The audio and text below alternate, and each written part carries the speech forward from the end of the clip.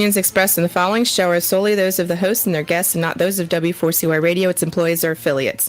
We make no recommendations or endorsements for radio show programs, services, or products mentioned on air or on our web. No liability, explicit or implied, shall be extended to W4CY Radio or its employees or affiliates.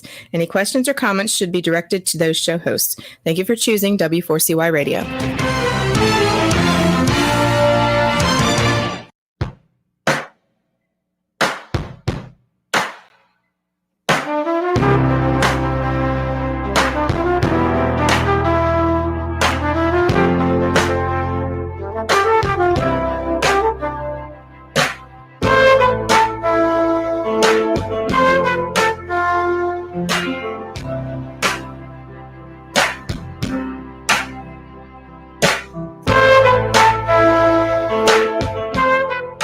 All right, hello and welcome to the Epic Love Show.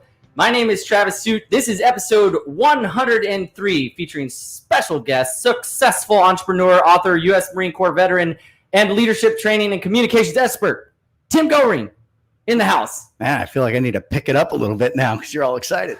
Thanks for having me. I'm very excited. Thank you for coming in. I'm really excited to share with everybody parts of your story, how you bring your epic love and value to the world, and we're going to get to that shortly. But first, I would like to say that I believe one of the most valuable gifts you can give yourself, give anybody, is love. And how we persevere through adversity and how we share those inspiring stories of love are our value that we bring to the world. And that's your hero's journey. Everybody's got their own hero's journey. They face those challenges. They face the tests. They learn the lessons. And then they earn those gifts of wisdom and love. And then we have the opportunity to give it back to the world. And I think that's super important. And that's why we do this show. The Epic Love Show is brought to you by the Piper's Angels Foundation for Cystic Fibrosis. You can learn more at pipersangels.org. And we are live each week on Facebook and on YouTube. If you haven't yet, please subscribe on YouTube. And then we also are on playback on iHeartRadio, Pandora, and Spotify. Thank you to all of our loyal listeners, our awesome audience out there who shares their love with us. Thank you for tuning in each week. Thank you to all of our epic lovers in the world making a difference. We truly appreciate your support and that you care about love. So, as always, joining me in studio and joining us in studio, which includes off camera, Miss Kim. Thank you for joining us. Thank you. It's wonderful to have your divine feminine goddess energy in the room with us. Appreciate that. Very nice. And with his divine masculine energy and love, the one and only, the epic jokester. Who are you talking about? No, I'm just kidding. I had to go, what are you talking about? Let's see. So we got our... Kind of sounds like your Mickey voice. Close. Oh, boy. All right. So let's see. We got to get the jokes up. Yeah, let's do it. Why not? All right. So we have... So each week, Jason delivers his dad jokes of the week. Now, he is a dad, and I'm a dad, and you're a dad. I am. Kim, I don't think you're a dad. No. Okay. That's our dad. All right. But he brings his epic jokes each week. So it'd be like 3 dads and a Kim almost today. Yeah, there you go. All right. That works. So why does a chicken coop only have 2 doors? Am I supposed to guess? I don't know. Well, you can guess if you want. I have no answer to that one. You had no answer. All right. Because if it had 4 doors, it would be a chicken sedan. Nice. I like that one. Do we have Star Wars fans here? Minor Star Wars fan. Okay. Yeah. Did you actually know that Yoda had a last name? I did not. It was Lehihu. Yo, Lehihu. I love it. That one's a good one. I'll remember that one. All right. I'll share this with Piper later. Thank you. Well, she should be listening. So Thank you. Oh, well, yeah, these days she's a 7th grader, which means that her dad may or may not be the highest priority on her cool list. So I've got what, 9 years for that? 10 years? Yeah, how long? How long were you cool? My daughters are 26 and 23, and I don't think I'm cool yet, so I don't want to give you any hope. Wait, you're not cool yet, or you're at least you were cool at some You point. were cool, yeah. Maybe I was cool until about 13, and haven't been cool since. Yeah. All right, so I've got some years. Yeah. All right, I've got some years to work. Yeah. I've got a 2.5-year-old, so it's like, I've got time. Yeah. I've got time to live this up. Yeah. All right. Well, the cool factor definitely is an interesting one with the kids these days. But I'm really enjoying being a dad. So thank you, Piper. I love you. Yeah, I love that post today. Oh, thank you. Yeah, I'm learning as I progress. Like when I do share something, I put up a picture of Piper and I today, and yeah, I'm just so proud of her, and I just love being her dad. It's like the most fun thing in the world to me, and I'm really just proud of the relationship we have. We actually really communicate well, and I think it's important just to get out of kids' way, like really empower them. That's your job. That's it. Just empower them. Give them your best and get out of their way, which is a lot of what we're going to be talking about today with Mr. Tim Goering, is getting out of your way, really, right? In communications and life, and like really improving the communication in your relationships, whether it's in work or whether personally. I mean, I've no doubt seen major advantageous benefits from us being a student of yours and a client as well. So I'm really excited to dive into that today. But first, without further ado, I'm going to read your bio. Oh, no. Because it's so beautiful. And you know what? I think it's important. I could just splash you in. Sure. But I think it's really important to share people's story, and you have an impressive one at that. So you are the current president of MakingLuck Inc., which you founded. You founded that company. I did. Which is a leadership training and reinforcement company. MakingLuck develops innovative solutions for management that will improve team leadership, motivation, create accountability, resolve conflicts, and foster a positive work environment. And I have seen the direct results of that, which I will share when we get into it. All right. And after earning a Bachelor of Science degree in Oceanography from the United States Naval Academy, impressive, Tim began his professional life as an aviator in the U.S. Marine Corps, attaining the rank of major before beginning his civilian career. Incredible. Tim had a successful career in the banking industry as a financial advisor, growing his financial institutions and managing over $100 million in assets. And he is a member of Planned Giving Council for the Place of Hope, is an ambassador for the Honda Classic, an active member of the U.S. Naval Academy Alumni Association, and the father of 2 young ladies. He is an avid stand Up Paddleboard enthusiast, and in 2019 completed an 80-mile paddle from Bimini to Palm Beach in just under 16 hours. Tim, welcome to the Epic Love Show. Thanks for having me, man. Thank you. Man, the integrity in that journey is pretty strong. It almost sounds like it's not real when I hear somebody else say it. Did I really do all that? It's awesome, though. And, as I've gotten to know you, it's really amazing. I love the stories you share from these different, poignant times in your life and the challenges and things that you've gone through and really your hero's journey. This is the Inlet Property Studio here on Love Street, which is near the Square Grouper. Have you been around here before? Yeah, almost every other day for 20 years. Kim? Yeah. You've been around here too? Just every day. Oh, yeah. We got some locals here. So Tim, just to give the audience a little bit of backstory, a lot of people are attracted to Piper's Angels for different reasons. So what kind of brought you into this craziness? I'm going to be totally honest with you all night tonight, and we'll just see how that goes. We'll try that out. So, it's one of those things where I got into it for all the wrong reasons. I didn't know much about the cause.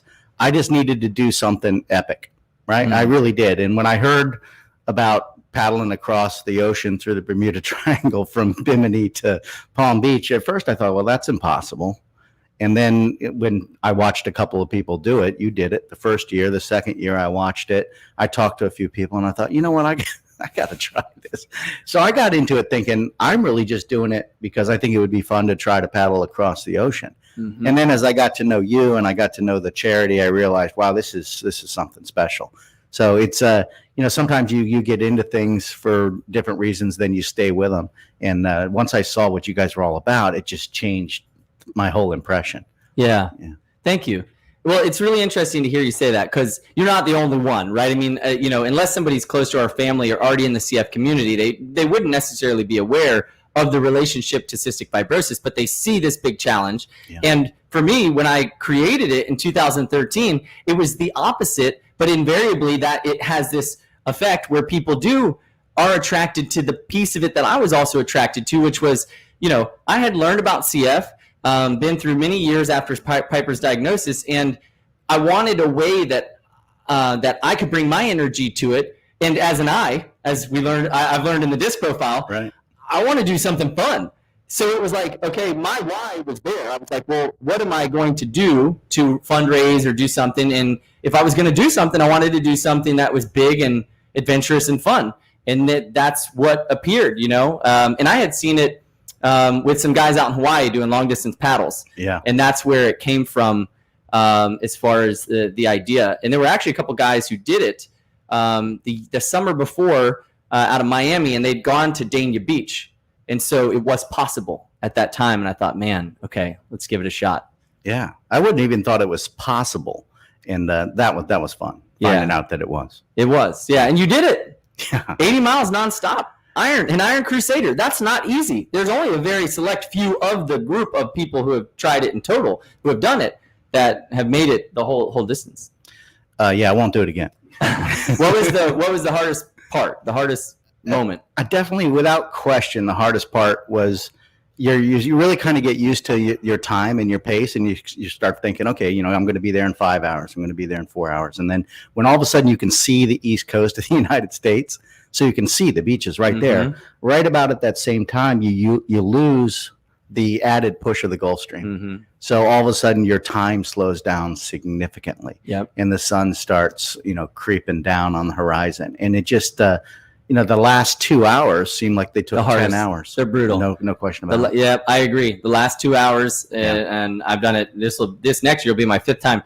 Every time. And I think an underestimated factor that people don't think about is when you get within that 10-mile range, you start to feel the heat radiating off of Florida. Yeah. So it's not just the sun. Like when you're in the middle of the Gulf Stream, it's actually pretty cool. It's not like really hot where the water is moving because it's carrying all the energy away. But when you get close to Florida and it's like the heat starts pushing and you're like, oh my gosh, and it's mid-afternoon, then it's brutal. And Travis, that's not the first time we've heard this either.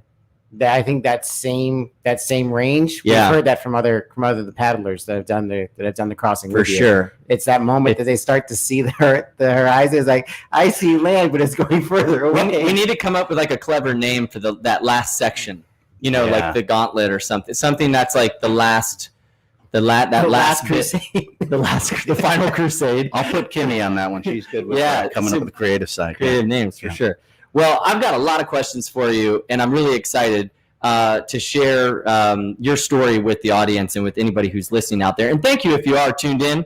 Thank you, Tatiana, for your commentary here, and thank you all for tuning in as well.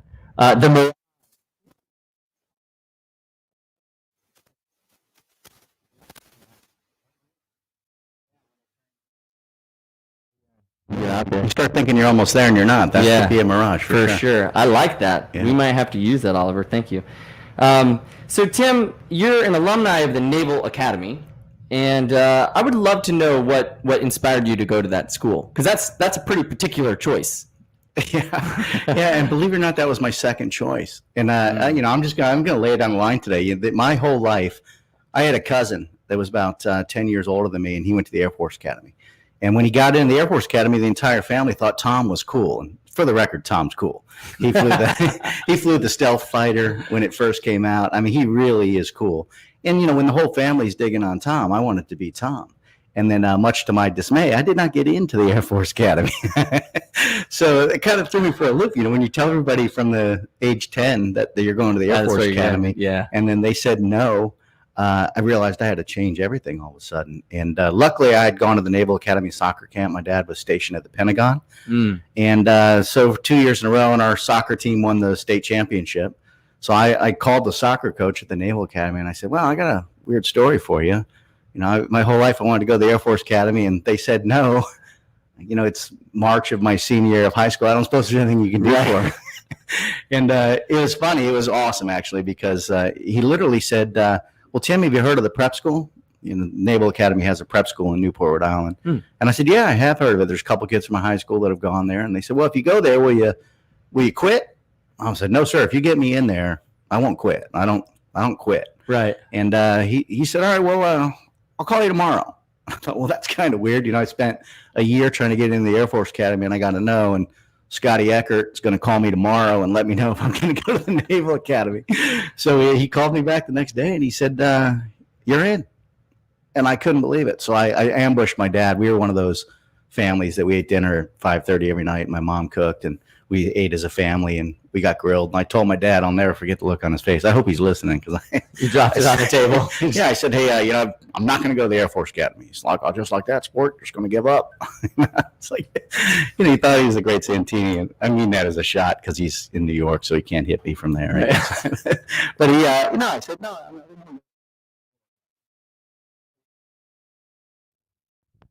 And I said, yeah, I'm going to switch.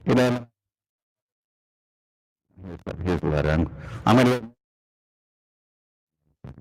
And it was the only time I've ever seen my father almost cry. He didn't cry, but he. Nice. Yeah. Yeah, that does count. Yeah, for sure. Counts for me. So off to the Naval Academy you went. Yeah, and what a great time that was. What would you think is one of the more memorable moments or aspects of the Naval Academy that people may not realize? The extreme camaraderie just jumps right out at me. I mean, those guys that I met at NAPS are some of my best friends. My daughters call them their fake uncles. We got fake Uncle Frat, fake Uncle Joe.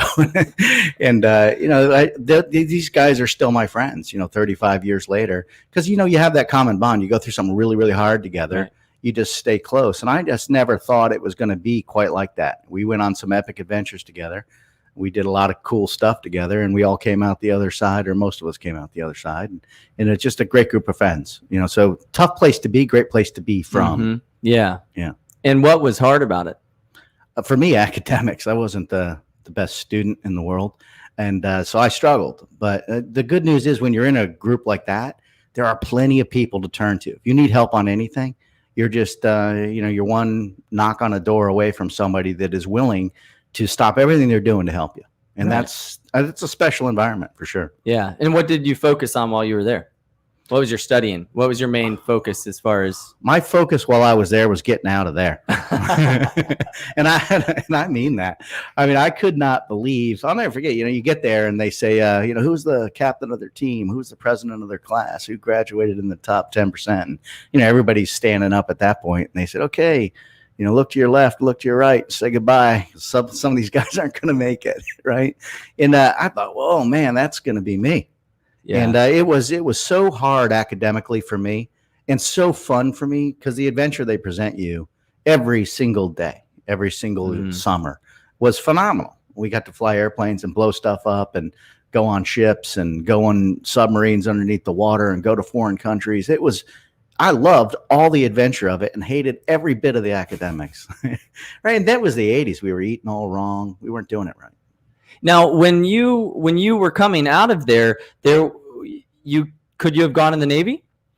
Yeah. Or were you pre-contracted to go in the Marine Corps? So the Marine Corps is actually part of the Department of the Navy, right? So about 16% of the class of the Naval Academy goes in the Marine Corps every single year. Okay. And I graduated in class of 1989. And in the class of 1988, they ran out of naval aviator slots, right? Because it's all about what the needs of the Navy, right? So I thought, I came here to be an aviator. I was trying to go to the Air Force Academy to be a fighter pilot like my cousin Tom. And, I want to fly airplanes. What do you mean we're going to run out of slots? Right. So at the time, James Webb was the Secretary of the Navy. And he put a new program in place. And he said, if you want to go in the Marine Corps, you've got to go to Marine Corps OCS over the summer, which means shave your head again, 6 weeks of boot camp. But it was only 6 weeks. And so the other choice in the summer was 8 weeks on a ship or 6 weeks in Quantico, Virginia. So simple math says Tim gets 2 extra weeks of vacation if he tries this Marine Corps thing. And that's literally how I made that decision. I made a lot of weird decisions as a young man. Yeah, that's really interesting. Actually, this is the first moment I realized that we both went to Quantico. No kidding. Yeah. Now, I was in the platoon leaders class for the Marines in college, but then I didn't take my commission. I opted out and went to California. All right. But Quantico, those are some tough hills to run. Oh, yeah. Yeah, that's no joke for sure. Yeah. Very serious people. And what was interesting is that's funny because I remember all the guys from like Texas A&M, which had a military school, the Naval Academy, and I was this one guy from Florida, and they all called me Sunshine. And I didn't know how to call cadence. Oh yeah. I didn't know anything about the military, like except for what my dad talked to me about. He was in the Marines, but he was a sergeant. But and he always told me, if you're gonna go in the Marine Corps, you better be an officer. It's like day and night. He's like, but that was an interesting experience up there for sure. Very serious group of people. I'll never forget. We're sitting around one of the first nights there, and they had everybody stand up and say, why do you want to be in the Marine Corps? And all these guys were getting up saying, well, my dad was a Marine and my grandfather was a Marine. I've always wanted to be a Marine, and I'm the toughest guy, and I wanted something hard. And I'm thinking, am I really going to get up and say 2 extra weeks of vacation?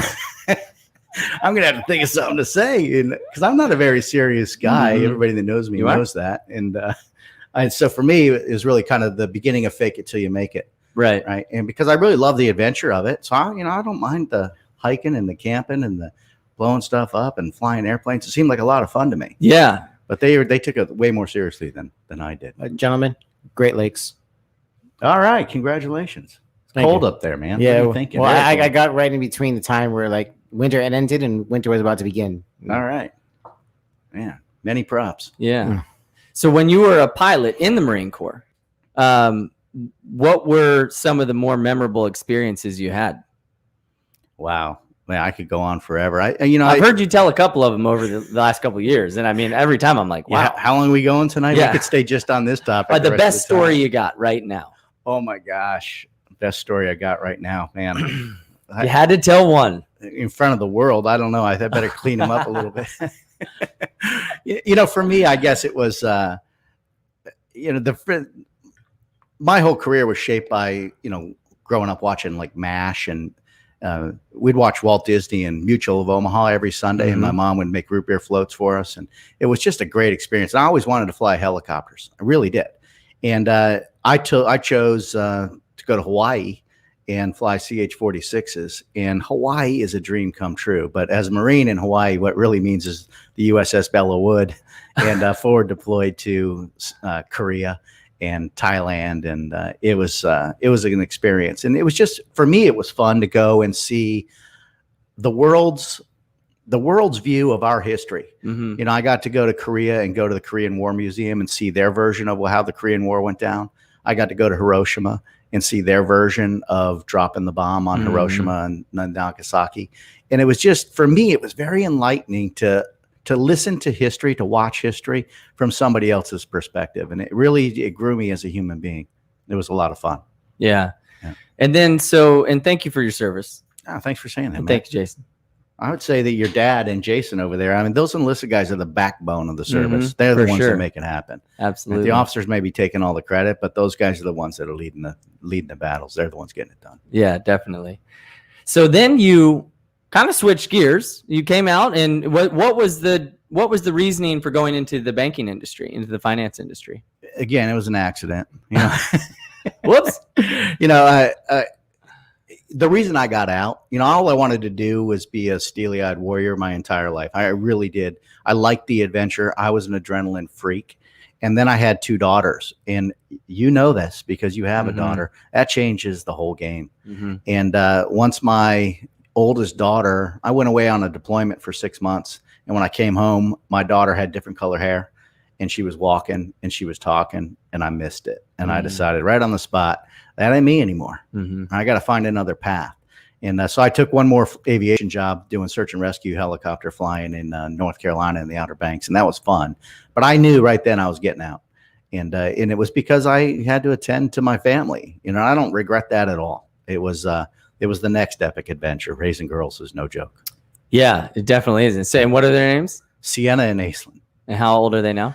26 and 23. 26 and 23. Wow, grown up. Yeah, they're on their way. Yeah, Piper's. I guess none of us are ever really grown up, but we try.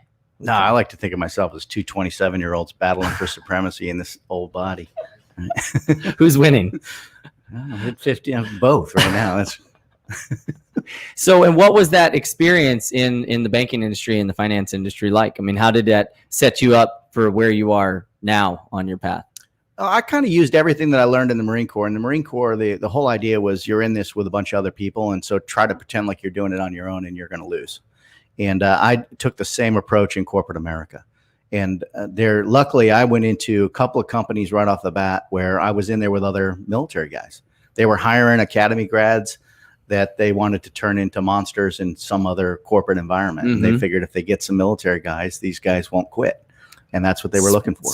Seems like a smart strategy. And we did the same thing in naval aviation. We liked kids that had never flown before. We don't want you to have flown your daddy's crop duster and then come here and have to relearn it. Right. They'd rather have somebody that doesn't know anything at all about it and will teach you from the ground up. And I was lucky to find the right kind of companies that took me on to do that, and the right kind of people. Right. So I became good in the Marine Corps at developing mentors, people that I could listen to that would teach me something. I like to think I was coachable. And I learned very early on, knocking on the back door of the Naval Academy, that I might not be able to get there the same way that everybody else did, but I'm going to get there and I'm going to finish. Right. So it's that's what I found in corporate America, too, is if you find the right people, they'll take you along the way if you do what you say you're going to do. What does it mean to be coachable? And why do you think that's important for people? Man, that's a tough question. I guess what it means to be coachable is you're going to be humble enough, vulnerable enough to realize that you might not have all the answers. And I don't think it's as important to have all the answers as it is important to want to understand and be understood. And I think once you set yourself on that path and you realize you don't have to have all the answers, take the pressure off yourself, right? There are other people that are willing to help you if you just let them. And that's the fun of it. So that's kind of how I've forged my path. Yeah, that was a great answer. Thank you. Not bad for making it up on the spot. Well, I think it's important too. I never had that kind of self-awareness. I just played on a lot of sports teams and did a lot growing up. It actually wasn't until I was doing bull riding, and my bull riding coach said one day, "You know what the difference between you and these other guys out here, Travis, is? These other guys know how to ride a bull, but you're coachable." I had no idea what I was doing, but, and I was the oldest guy out there, but it hit me at that point, and it really stuck with me because I never considered how important that is, as a human being. But I mean, I think it may be one of the most important things is to be in that state of humbleness and know that, like, there's always a lesson around you. There's always people around you who can teach you something. And you're obviously a very coachable person, is obviously very good at becoming a coach, because what you do now and how you bring so much value to people and the way in which you deliver it is so effective. And, people, effective communicators, I think, are rare these days because people just aren't as practiced with it. And you do such an eloquent job of how you teach and coach with the company that we're going to get into here in just a second, with Making Luck. So thank you for bringing your value. Saying that. You can keep on talking if you want. I'm really enjoying this. So. It's huge. No, I think it's really important to acknowledge it, like how amazing it is. What did the journey and the success or failures along the way in that industry look like for you, and what became the path out of it? Wow, that's a fantastic question. I'd say it was more the failures than the successes, to tell you the truth. I mean, I'm one of those guys. I'm a big believer in fake it till you make it, and hope you get lucky until hope you make it before your luck runs out. Right. And I really do believe, that's the name of the company is Making Luck for a reason. And I really do believe that the actions that you take on a daily basis and the reactions that you have to the things that happen to you that you have no control of are going to dictate your path. And my whole corporate career was bent on that. And I'd say the biggest mistake I made in my corporate career is got out of sales and I went into management, thinking that would be easier to lead people to sell. But selling is such a hard job because it's emotionally taxing. It's bent on failure. The best salespeople recover more quickly from their failures than everybody else. That's the bottom line. They just recover quicker. They don't deal with it. They don't like it. None of my clients like the failure that they experience in sales. And so I just kind of kept on forging ahead. Right. And that's kind of what carried me through my corporate career. And I was the president of a startup bank when the Great Recession hit. We founded the bank in 2006. That's interesting timing. And then 2008 happened. And all of a sudden, our tagline became, we don't have any bad loans. We don't have any loans. Right. So all of a sudden, we're the only bank in town loaning money. And we had a great run. And that led me to another opportunity. Right. Because it looked like we were growing really fast. And then the Bank of New York Mellon was looking for somebody to lead the state. And I had known the guy that was the leader of the Southeast United States from when I was working with him at another firm. And so I got tapped to plug in and do that.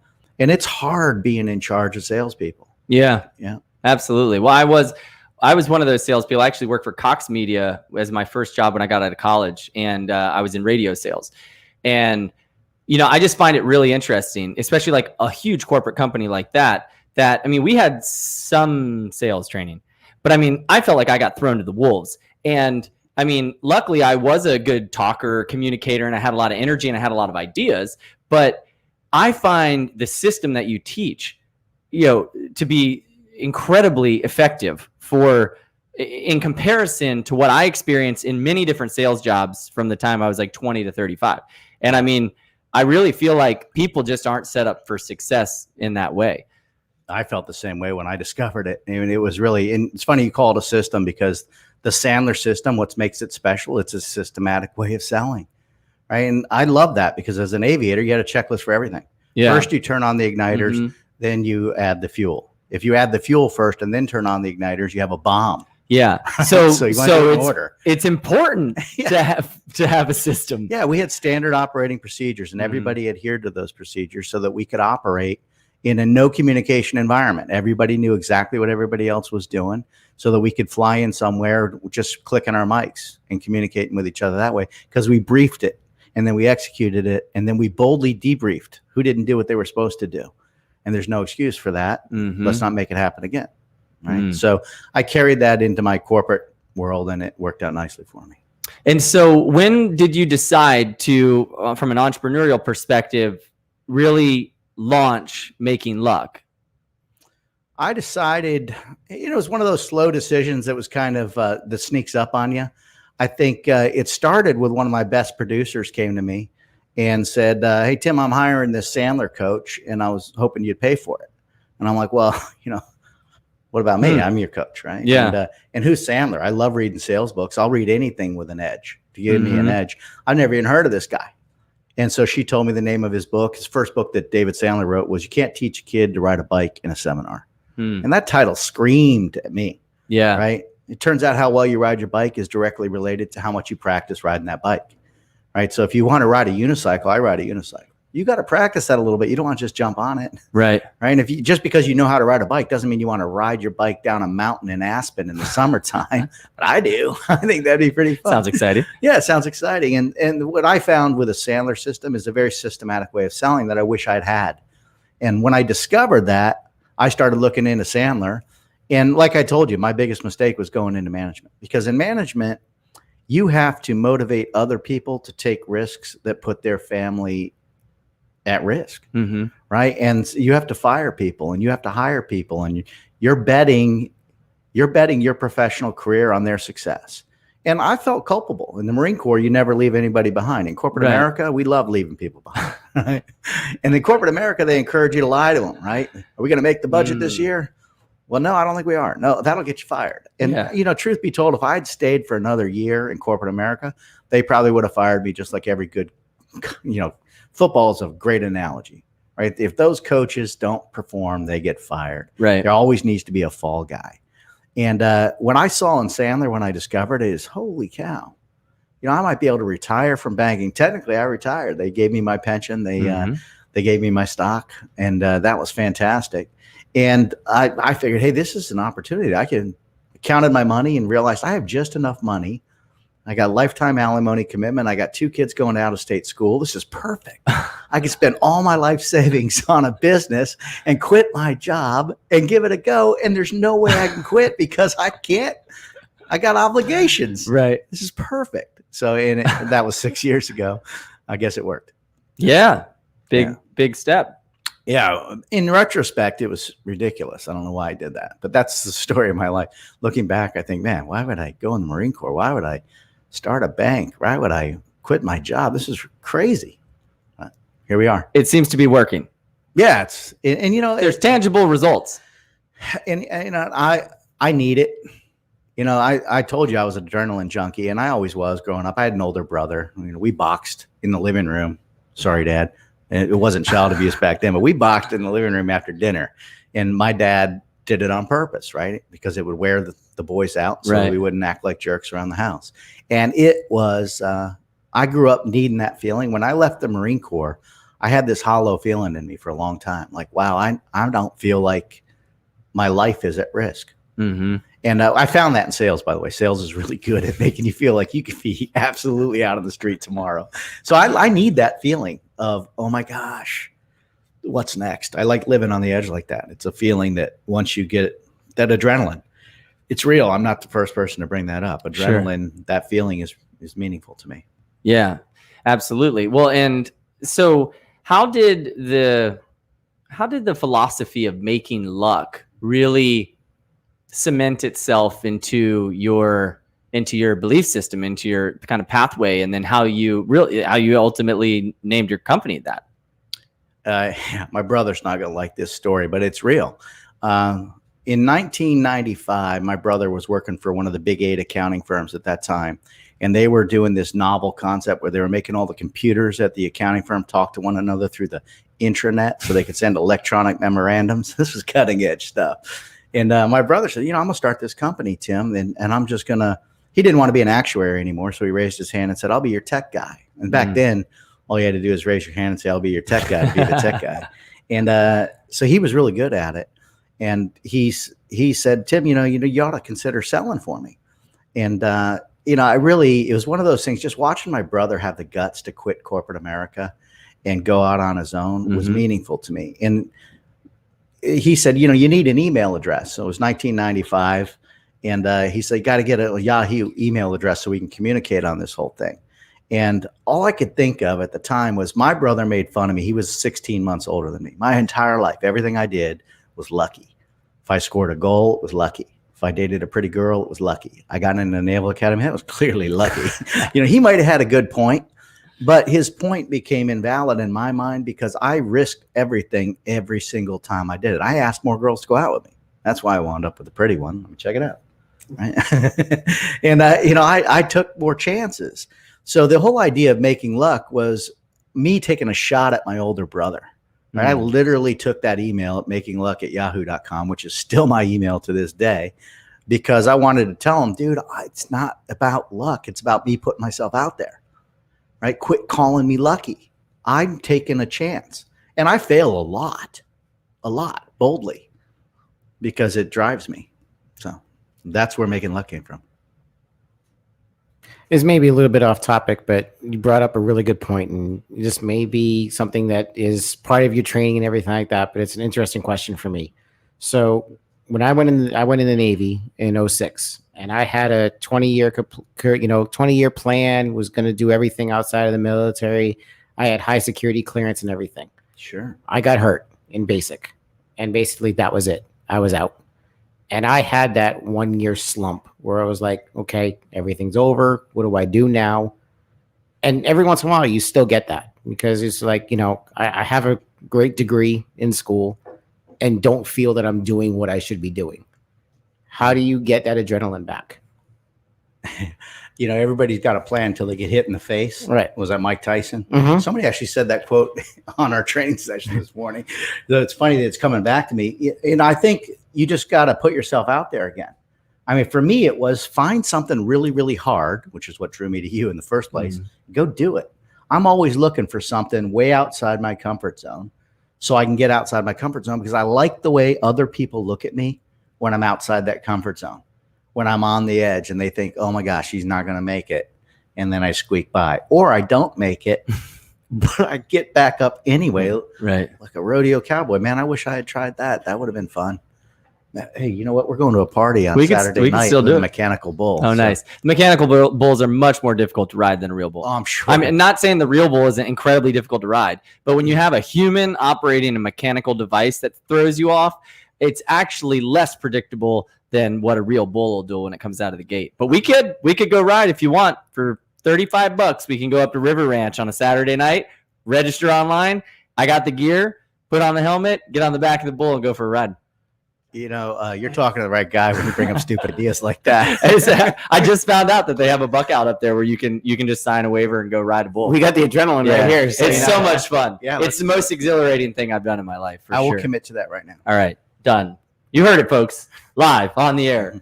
So, okay, I have a few questions about the Sandler system. So who was David Sandler and why did he create the system? Yeah, David Sandler is a genius. And, it's funny. When I first started digging into Sandler, I kept meeting these people and everybody would talk about David Sandler as if he was some, prophet. And I thought, this is a little weird. This is almost cult-like. But then as I got to know his system, what I realized is David Sandler passed away in the mid-90s. So the system's been around for about 50 years. And he was just an ordinary sales guy that was looking for a systematic way to sell, right? But I think what David Sandler did differently than all of his heroes, Napoleon Hill, Zig Ziglar, Socrates, Jesus, he was smart enough to collect everybody else's great ideas, and then he organized them differently. And where he took it to the extra mile is he spread that knowledge to a group of other people and then listened to their feedback and made it even better. And then eventually turned it into a franchise model. So a systematic way of relieving pressure. And what David Sandler did differently, in my opinion, than everybody else, is he didn't concentrate on here's what you do, right? And here's how you do it. He went into and here's why that works.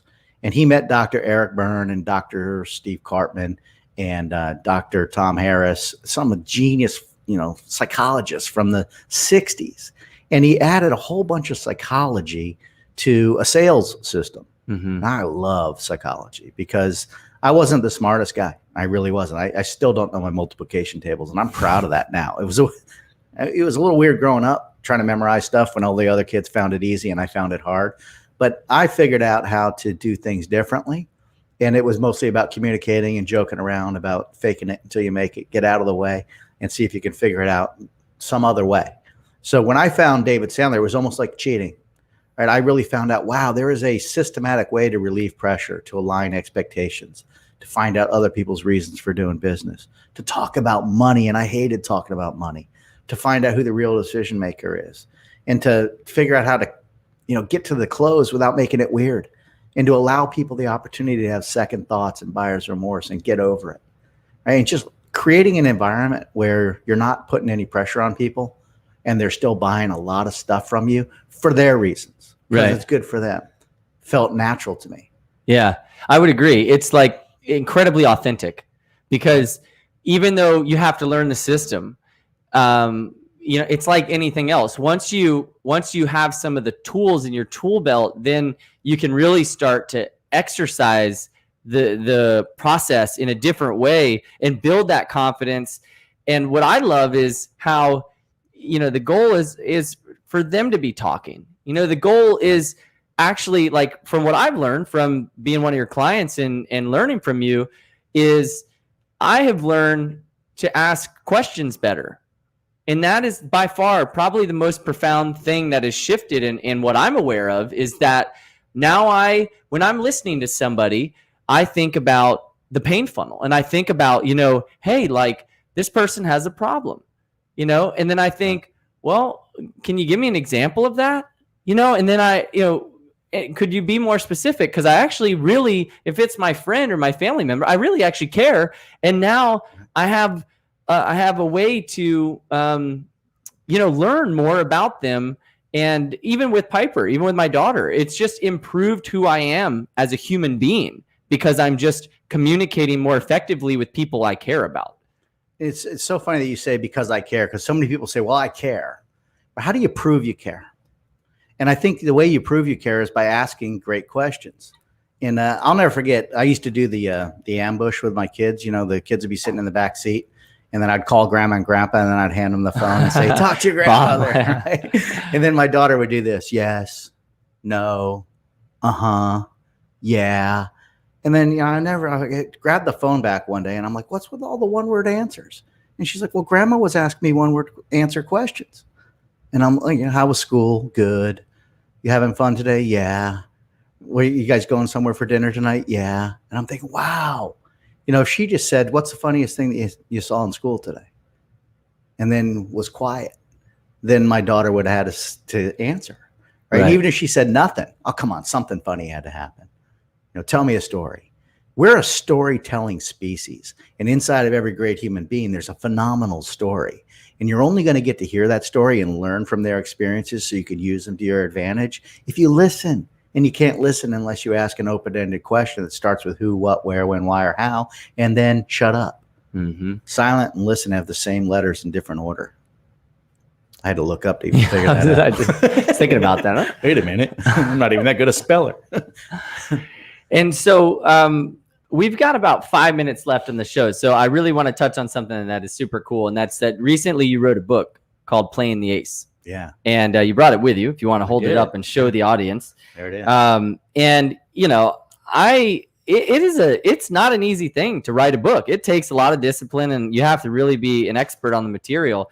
So how did this develop and why did you want to develop it as a tool to accompany what you do? You know, it's funny you say it's not an easy thing to write a book. And for me, it's also not an easy thing to read a book. And I was actually lamenting about this with a buddy of mine, Steve. He and I shared something. We both made it all the way through the Naval Academy, never having read an entire book. And for me, it was because I just couldn't sit still. Right? I couldn't organize my thoughts. I think ADD was just not a label that was available, or they definitely would have given it to me when I was a kid. And for me, writing the book was more in the beginning about organizing my thoughts. You know, David Sandler gave us all this incredible psychology, and I was obsessed with the whole transactional analysis thing that you and I have talked about so much, and relieving pressure, and the idea that people cast themselves in this victim role, which is what I loved about Piper's Angels Foundation, because instead of saying CF is this awful thing and then eventually it has a terrible end, you guys' approach to it was, how are you going to live every single day until that end comes? And define yourself by don't cast yourself in this role of victim because life wasn't fair to you. Right? Your past circumstances and your present circumstances are what they are, and you still have a choice about how you're going to define your future and what you're going to do with your life while you're waiting for this inevitable end. I mean, we're all going to die eventually. And so the book really started off as me just whiteboarding all these ideas. Like, how do I apply these concepts to sales? How do I relieve pressure with people? And one of the biggest words, I'll never forget this, because when I bought my Sandler franchise, they assigned me a coach, Rich Levinson. Shout out to Rich. Hopefully you'll get to listen to this. Rich will remember this. I called him my rabbi because he's this older Jewish guy in Detroit, Michigan. And he said, Tim, why'd you do this? And I said, well, I think it'd be fun to help people make more money and help people live a better life. And he's like, oh, man, you're going to be terrible at this. I thought, well, that's great. I'm paying my coach to tell me how awful I'm going to be at the job I just took on, right? And he said, don't you think telling people right out of the gates that you're going to help them isn't a little condescending? And I thought, man, Rich, that is dead on. I'm like, so what should I say instead? And he said, I will talk to you next week. Right?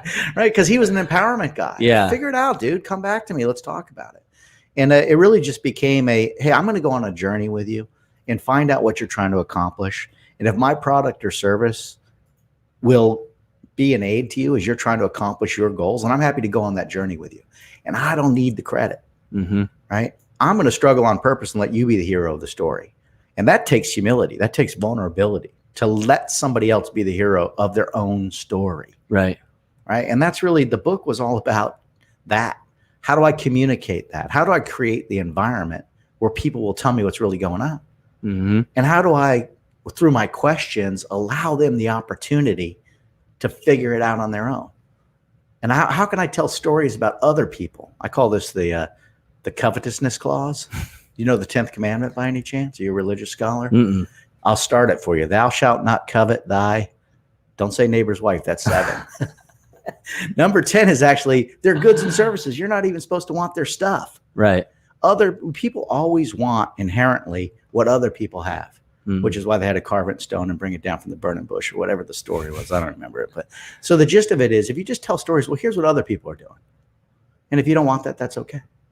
But if you want to figure out the secret sauce behind what they're doing, then let's talk about what they're doing and see if it makes sense for you.